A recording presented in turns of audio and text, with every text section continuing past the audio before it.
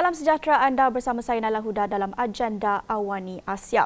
Selepas terpaksa dibatalkan tahun lepas akibat pandemik COVID-19, sidang tahunan Forum Asia Bawah ataupun BFA kembali di Hainan tahun ini menjadi acara bersemuka antara yang terbesar di China tahun ini dengan lebih 2,000 peserta bermula Selasa lepas dan digelar sebagai sidang ekonomi dunia ataupun WEF Davos versi Asia.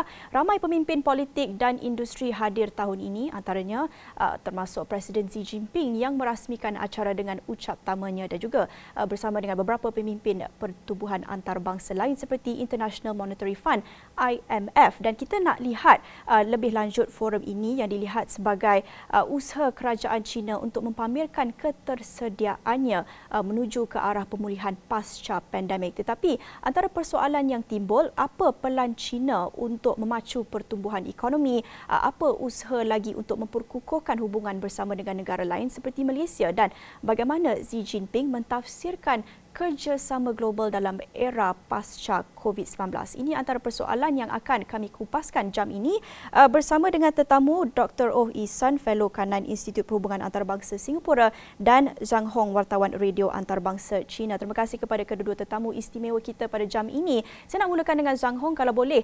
rangkumkan apa antara perkara yang menjadi tumpuan pada forum kali ini.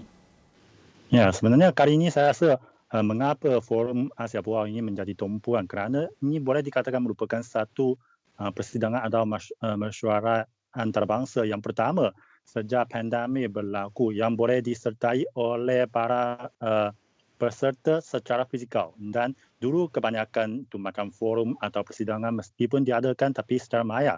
Tapi kali ini ada ribuan peserta sudah pergi ke Pulau di sana untuk menyertai forum ini secara fizikal. Saya rasa ini sudah sebenarnya menjadi satu tanda yang cukup jelas, iaitu pemulihan di Asia kita lebih mendahului dunia.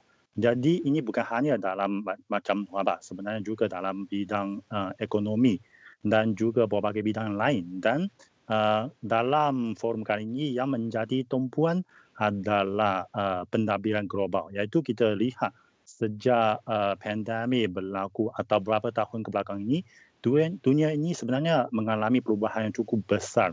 Tapi kita boleh lihat ada begitu banyak hal yang boleh dikatakan ketidakadilan berlaku pada beberapa tahun yang kebelakangan ini. Termasuk macam dalam pemvaksinan global, kita lihat negara-negara membangun dibuli oleh segelintir negara barat yang sebagai pembekal vaksin.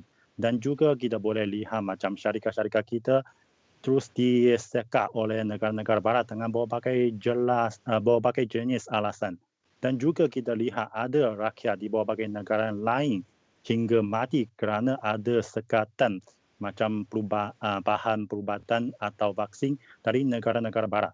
Jadi kita sekarang mahu fokus kepada perubahan atau pembasuaian pentadbiran global, iaitu dunia ini tidak boleh dikawal oleh sesetengah negara sahaja dan atau sebahagian negara barat. Mereka tidak mewakili seluruh dunia. Jadi kalau macam isu global macam pandemik atau globalisasi ekonomi ini patut dibincangkan oleh seluruh dunia. Dan kalau suara dari negara-negara membangun, khususnya dari Asia, patut kedengaran. Jadi saya rasa sebenarnya dalam ucapan Presiden Xi kali ini sudah menyediakan resolusi dari China punya, iaitu inisiatif carudan laluan. Meskipun ini dikeluarkan beberapa tahun yang lalu, tapi saya rasa masih boleh dikatakan bersesuaian untuk situasi buat masa ini. Khususnya kita lihat dalam ucapan kali ini, Presiden Xi sebenarnya memperluaskan kerjasama dalam rangka BRI. Macam ada yang tersentuh dalam kesaling hubungan bukan hanya dalam infrastruktur, tapi juga dalam standar dari macam e-dagang. Dan juga sudah rangka kerjasama BRI ini sudah melibatkan kesihatan awam. Iaitu kita lihat dalam ucapan beliau, Malaysia antara beberapa negara yang terlibat. Antara juga termasuk macam Malaysia, Indonesia, Turki dan Emirat Arab Bersatu. Kerana kita berbagai negara-negara dalam yang boleh dilihat sebagai rakan yang amat rapat dalam kerjasama BRI ini sudah ada kerjasama dalam bidang pengeluaran vaksin. Dan kita boleh lihat kalau vaksin sebenarnya ini merupakan satu keperluan yang rutin bagi kita pada masa depan. Bagi saya ada satu kawan, dia beritahu saya sekarang dia sudah menggunakan 4 dos vaksin, iaitu giliran 2 sudah ditambahkan. Beliau merupakan antara yang kumpulan pertama mungkin yang menerima vaksin masih dalam percubaan. Dia menggunakan dos pertama pada bulan Jun tahun lalu dan sekarang sudah pusingan kedua. Ini sebenarnya memberitahu kita vaksin ini mungkin akan menjadi macam vaksin flu yang akan digunakan oleh kita setiap tahun. Jadi pengeluaran vaksin ini akan menjadi satu kemampuan yang asas bagi berbagai negara untuk menjamin kesihatan awam. Jadi kita sekarang antara China dengan Malaysia, dengan Indonesia, dengan Turki, dengan Emirat Arab Bersatu dan berbagai negara lain, kita sudah ada kerjasama dalam bidang ini. Pada masa depan kita bukan hanya mampu menjamin kesihatan rakyat kita, bahkan mampu memberi bantuan kepada berbagai negara-negara di rantau ini. Pada Pergara kita lihat kalau sutera dari China melalui jalan sutera dan laluan sutera maritim tersebar ke seluruh dunia. Tapi hingga sekarang kita pun boleh lihat vaksin yang buatan China juga melalui BRI dalam rangka kerjasama BRI dihantarkan kepada berbagai negara-negara lain, khususnya negara-negara membangun yang dulu memang susah mendapat vaksin dari negara-negara pembekal vaksin dari negara barat. Baik, kita nak lihat lebih mendalam apa yang ditegaskan oleh Presiden Xi Jinping dalam ucap tamanya seperti yang Zhang Hong katakan tadi. Kalau boleh saya translatekan, dunia tidak seharusnya dipimpin oleh hanya satu atau dua kuasa dunia. Sebaliknya, sebarang keputusan seharusnya mendapat konsensus semua. Dr. Oh, bagaimana Dr. Oh melihat apa yang ditegaskan oleh Xi Jinping dalam ucap tamanya pada forum kali ini? Well, memang China berhasrat untuk tidak lagi melihat Amerika Syarikat sebuah negara sahaja yang mengetuai seluruh dunia yang kita tinggal ini. Akan tetapi Amerika Syarikat masih merupakan sebuah negara yang berkuasa kuat dan China merupakan sebuah negara yang merupakan enjin pembangunan ataupun perkembangan ekonomi sedunia yang tersangat penting.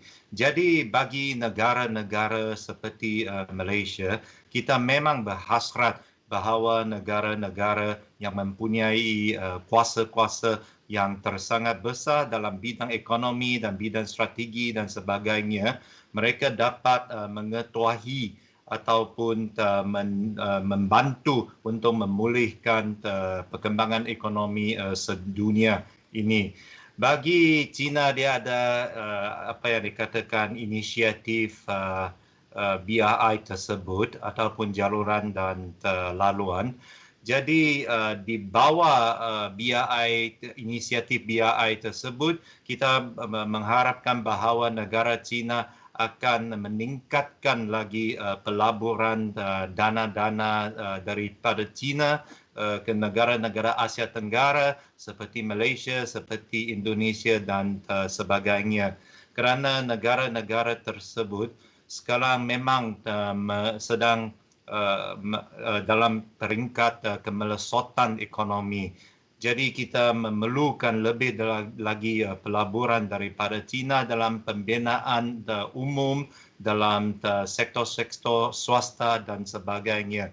Jadi dalam forum ini, saya memikirkan bahawa kebanyakan penghadir-penghadir daripada Asia Tenggara, mereka memang berhasrat untuk mengetahui ke tahap apakah China akan meningkatkan pelaburan negara tersebut di Asia Tenggara.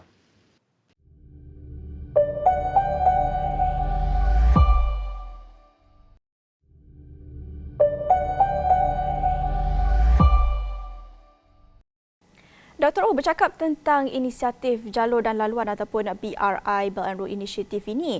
Kita nak melihat lebih spesifik berdasarkan apa yang dikatakan Xi Jinping dan juga apa yang dibincangkan secara umum pada forum BRI kali ini.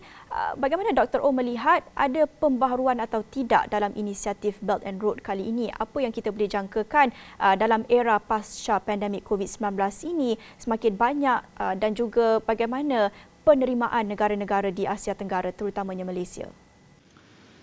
Jadi tahun lalu negara China mereka juga adanya satu cadangan yang baru, iaitu apa yang dikatakan dalam perkembangan ekonomi China adanya kitaran dalaman dan bagaimana kitaran dalaman tersebut akan bekerjasama dengan kitaran luar. Yang kitaran luar itu kita menafsirkannya sebagai inisiatif jaluran dan laluan tersebut, iaitu BRI.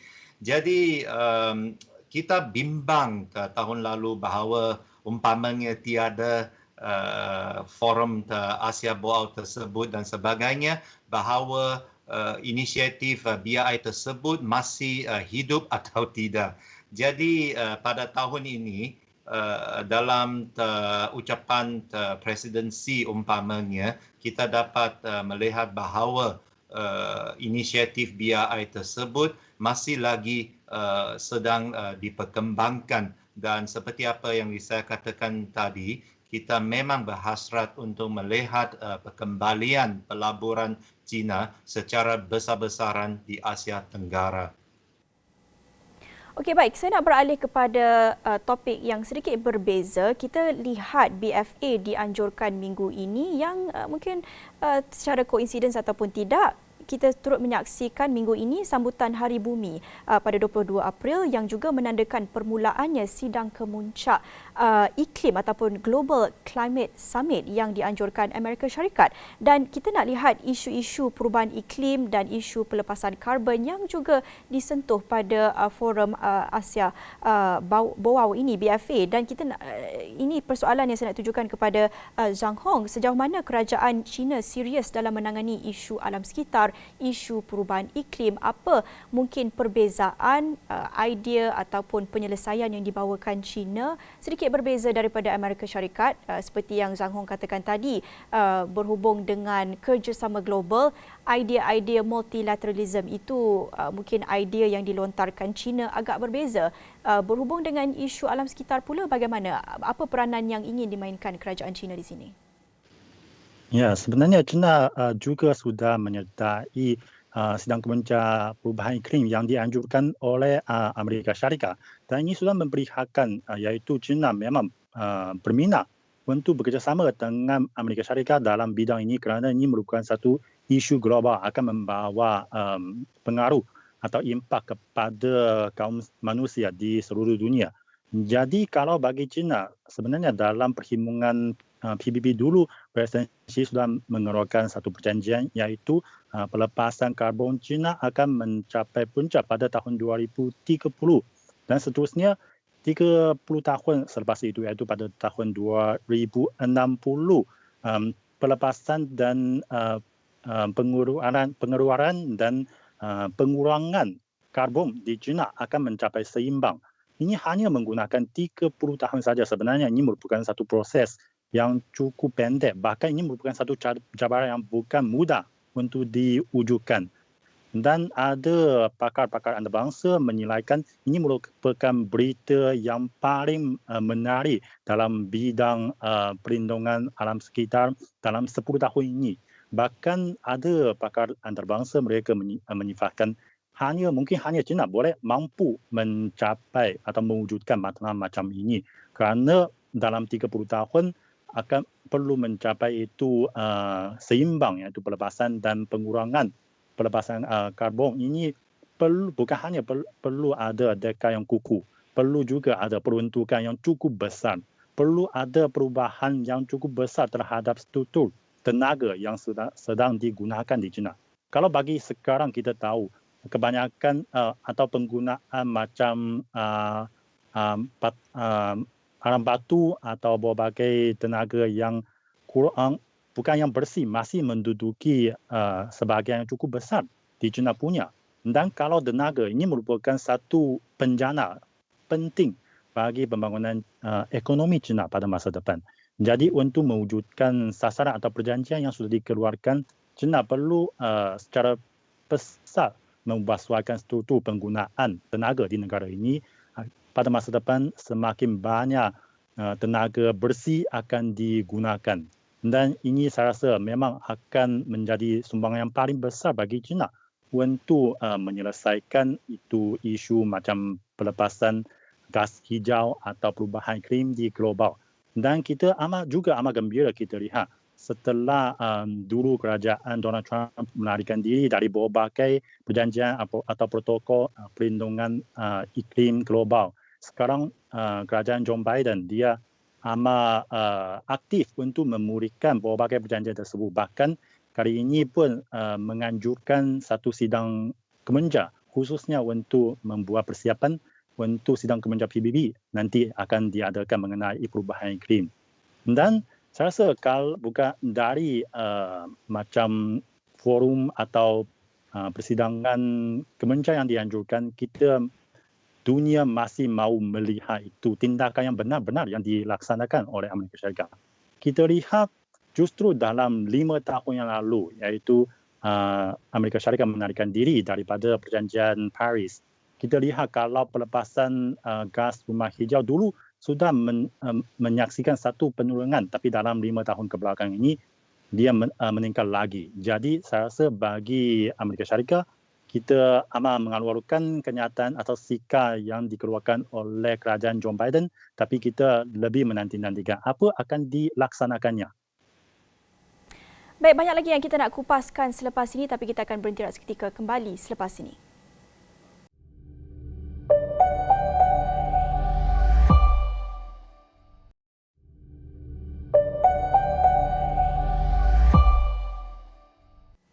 Dr. Oh, mungkin kalau kita lihat 10 tahun lepas, tak ramai yang menjangkakan China akan memainkan peranan yang begitu besar, akan mengambil inisiatif untuk menangani isu perubahan iklim, isu-isu alam sekitar. Tetapi kali ini kita lihat berbeza, semakin banyak mengambil inisiatif. Bagaimana Dr. Oh melihat peranan China ini dan juga kalau daripada perspektif masyarakat global, daripada negara-negara lain, adakah mereka akan mengambil serius tindakan China ini?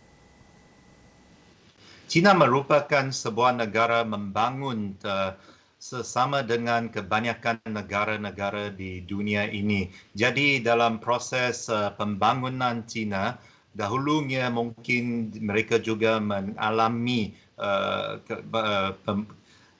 kesusahan ataupun kerumitan dalam pengubahan iklim tersebut. Jadi sekarangnya kebanyakan negara-negara di dunia ini yang sedang membangun, mereka juga sedang mengalami proses tersebut. Jadi apa yang berlaku di China, apakah pengubahan dalam langkah-langkah untuk membangun sebuah negara supaya pembangunan tersebut akan menjadi panjang dan lebar. Jadi itu boleh menjadi pengalaman yang sangat penting kepada negara-negara lain yang sedang membangun. Jadi sekarang negara China mempunyai komitmen untuk mengendalikan soalan-soalan ataupun masalah-masalah perubahan iklim tersebut bersama negara-negara lain yang sudah membangun seperti Amerika Syarikat dan sebagainya. Jadi kerjasama di antara negara yang telah pun membangun dan negara yang sedang membangun ini adalah sangat penting jika kita akan dapat menangani perubahan iklim yang semakin hari semakin serius tersebut. Baik, saya juga ingin melihat kepada Regional Comprehensive Economic Partnership ataupun RCEP dan juga secara umumnya pembangunan pelabuhan perdagangan bebas Hainan. Bagaimana Zhang Hong kita nak lihat cabaran semasa dan juga kehadapan dengan mengambil kira situasi geopolitik semasa ketika ini? Ya, ini sebenarnya kalau kita lihat pembangunan ekonomi di rantau Asia kita, mengapa boleh mencapai pencapaian begitu cemerlang dalam beberapa tahun kebelakang ini? Justru kita mengawal iaitu globalisasi atau keterbukaan, ekonomi integrasi. Dan kita lihat kalau antara rantau ini terdapat begitu banyak perjanjian perdagangan bebas FTA, termasuk RCEP ini. Dan kalau China sekarang sudah buat pertama yang mengesahkan RCEP ini dan diserahkan kepada ASEAN juga. Dan kita lihat kalau itu pulau atau kawasan perdagangan bebas Hainan ini juga merupakan satu usaha China untuk menyelaraskan dalam pasaran dalam negara dengan berbagai negara-negara di Asia Tenggara. Oleh itu, saya rasa sebenarnya kalau kita boleh terus mengawal trend ini, iaitu kita mengawal integrasi, mengawal keterbukaan, masa depan kita, khususnya dalam bidang ekonomi akan menjadi semakin cemerlang. Ambil satu contoh, iaitu meskipun sekarang masih mengalami pandemik dan wabak belum terkawal, kita lihat macam Singapura juga sudah menyaksikan pertumbuhan ekonomi pada baru-baru ini. Dan kalau kita lihat Indonesia, pada bulan Mac lalu, pengeksportan Indonesia meningkat 30%. Tapi antara 3 bulan ini sebenarnya China merupakan pengimpor yang terbesar bagi produk-produk dari Indonesia. Justru kerana ada berbagai FTA atau integrasi serantau, perdagangan antara China dengan berbagai negara-negara Asia Tenggara menjadi semakin mudah, semakin lancar. Dr. Oh, kita nak melihat forum Asia Bawah ini secara umumnya. Kita tahu, kita sudah maklum, ia seolah-olahnya digelar sebagai WEF Davos versi Asia. Bagaimana kita nak melihat keterbukaan China ini dengan mengadakan forum dan juga menunjukkan inisiatif untuk mewujudkan kerjasama lebih erat dengan pemimpin global yang lain dan juga bersama dengan pemimpin industri di Amerika Syarikat dari Silicon Valley seperti kita lihat yang juga jemputannya disampaikan kepada Apple dan Tesla. Ini satu, kita boleh lihat langkah yang agak baharu diambil China dalam kita nak melihat beberapa tahun kebelakangan ini. Bagaimana kita nak mentafsirkan keterbukaan China dalam era kerjasama global baharu, Dr. Oh? Keterbukaan China tersebut bukan sahaja dalam bulan-bulan ataupun tahun-tahun yang dekat ini, tetapi sudah berpuluh-puluhan tahun ada yang mengatakan bahawa China telah pun membuka pintunya untuk pelaburan asing dan sebagainya selama 40 ataupun 45 tahun dahulu, ya, sejak tahun 70-an dalam senturi yang lalu tu. Jadi forum Asia Boao tersebut juga telah pun diadakan selama sekurang-kurangnya 10 ataupun 15 tahun, ya. Saya pun pernah menghadiri forum tersebut sebanyak 4 ataupun 5 kali.